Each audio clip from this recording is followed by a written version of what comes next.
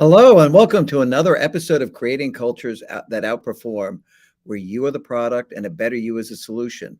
Normally, it's Terri Mays and myself here. Each week we're live at 3 o'clock. It looks like Terry's running late. I know she's got a few conflicts. She may surprise us and pop in. It really is possible that she'll be here.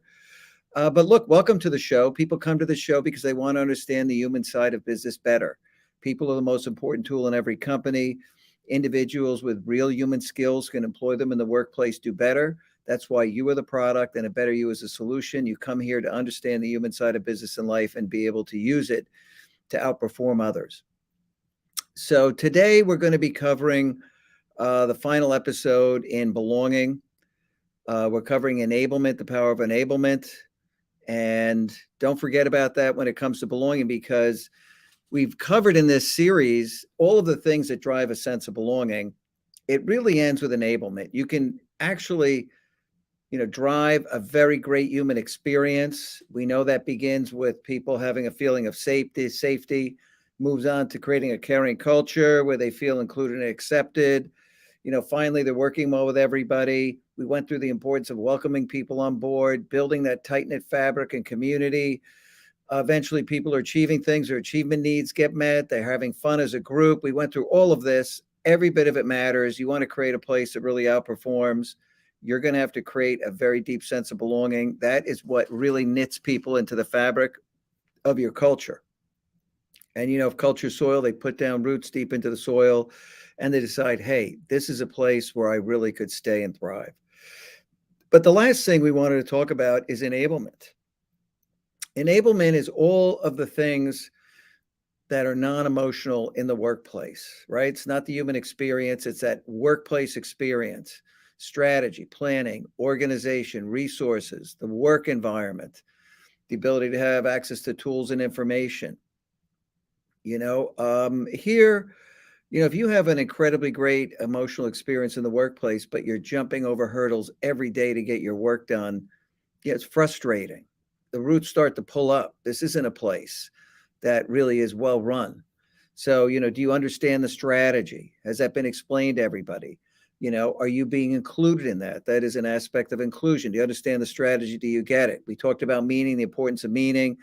And so strategy, how does that turn into plans? Are the plans clear to you? Are your responsibilities clear to you in terms of what you have to get done and you have to contribute? Is the place actually well calibrated and well run, or are demands flowing in all the time so that's chaotic? There's no predictability. Humans need predictability. So this is all part of that workplace experience. That's not the emotional side of business, but it's super important because you want an environment where deeply motivated people don't have to jump over hurdles every day to get their work done.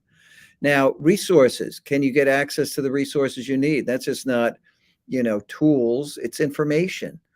Is that information available to help you be successful on the job? Very, very important. We look at execution. Here it is, productive meetings, ability to get decisions made. These things are in the way of every company. And, we find very few companies where meetings actually are really a very good use of people's time. Certainly some meetings are, but people don't know how to run meetings. They're too busy. Meetings are run with really without a purpose and agenda. You see so much time wasted in meetings. It's frustrating because the responsibilities don't go away. That means you've got to do more work on your own time because you've wasted so much time in meetings. Are people interrupted constantly? If you don't actually take care of interruptions, then you have a work environment that really is disenabling the people that have to get the work done. People don't calibrate that into the work because they don't understand the human side of business. And it's super important that people get an understanding as leaders of how to run, optimize, and use the human infrastructure as a powerful tool to actually get work done. We did cover on belonging. We covered wellness and how important wellness is to performance.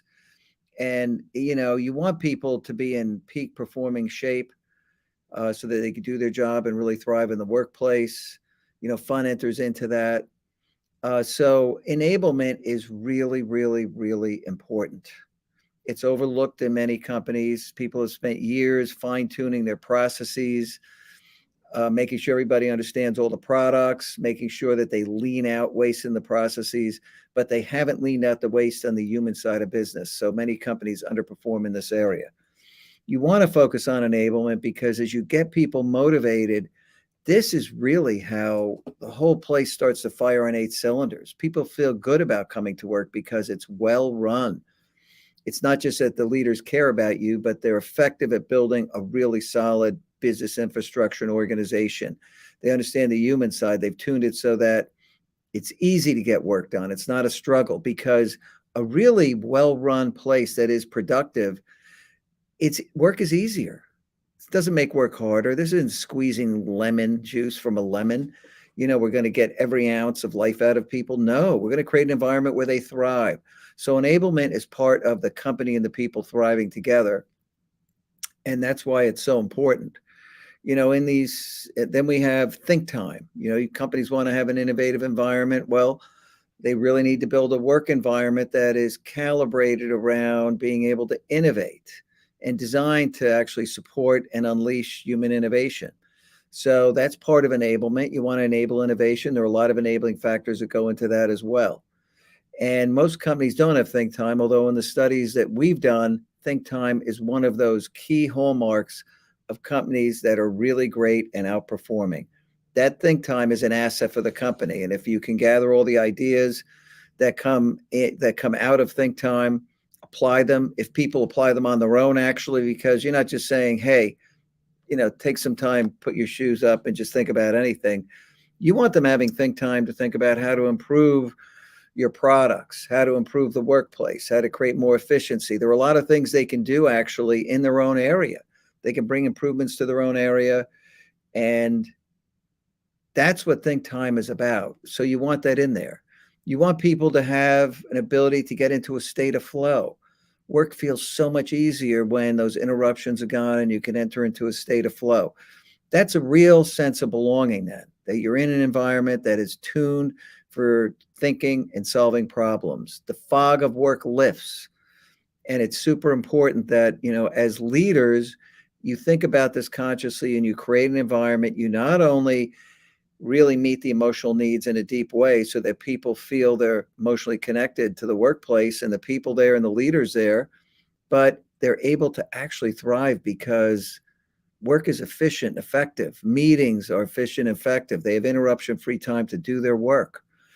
All of this matters. And, when it comes to enablement, execution, getting projects done, people come together to do work, and actually the functional organization that you see on the charts isn't how work gets done. Some work gets done in those functional areas, but it's people working cross-functionally that is creating all the value. That is where the new products and services come out of. That's how things get built. And ultimately, you want to have an environment where projects and programs are fully enabled and working. You don't need people, working on projects and programs that just are going nowhere. And there are a lot of them around. We certainly work on those as well. We help companies build great program cultures and project cultures. And so enablement really matters. It is the final aspect of building a place where there is a very deep sense of belonging. So let's pull up these takeaways. You know, enablement ensures everyone has the tools and resources they need to perform their job effectively. And it really goes beyond tools and resources. That is a key takeaway, but it's actually the work environment and all the things that happen in the work environment, how those tools and resources are used, its execution, interruptions, all of that. So, a recent Gartner survey found 82% of respondents want their employees to see them as complete people, not just workers. So that was the emotional side of the human experience that allows them to really, put down roots and stay. Enablement, this is the leaders have to make sure that happens. And are they fully enabled for optimal performance? I think that's your move. You've got to think about this. Are there things you could do to make really the human performance better? Can you make it easier to do work in the workplace? Are you managing demand so that work isn't flooding in so that people really don't have the ability to wrap their head around all the things that they have to get done? So this stuff absolutely matters. It's a big deal. And I hope if you missed some of the episodes on belonging, I hope you go back and listen to them. This is a great series. As a leader, you want to understand how to do this. Belonging is one of the key things. It's a key outcome. But belonging isn't anything on its own. As we said, it's a feeling. It's not an emotion. It's a sum total of everything happening in the workplace that leads to a deep sense of belonging and high performance. So now we're going to be moving on to people unproductive. Next week we're going to talk about the series. We're going to go through the things we're going to cover, and we're going to talk about low empathy leaders. These are really unproductive personality types. There are a lot of them out there. I think a lot fewer than there used to be. But it's an important aspect of building a high performance workplace is to take these toxic and unproductive work types and ultimately get them out of the workplace. You do have to do that. So we have a whole series on this. I think you're going to enjoy it. We talk about, the people who are just esteem seekers and want to jump in the way and grab credit on everything. Super important. You can join us every week here, 3:00 Eastern time. We have another episode of Creating Cultures That Outperform. And I think this People Unproductive series is one you really want to tune into. Some of these personality types are kind of fun to talk about. And we're going to go through a whole set of these, starting with these low empathy leaders, why they're a problem. And I think they're one of the biggest problems in the world of work, where people are the most important tool in every company. So listen, please join us next week. We look forward to having you there. And good luck.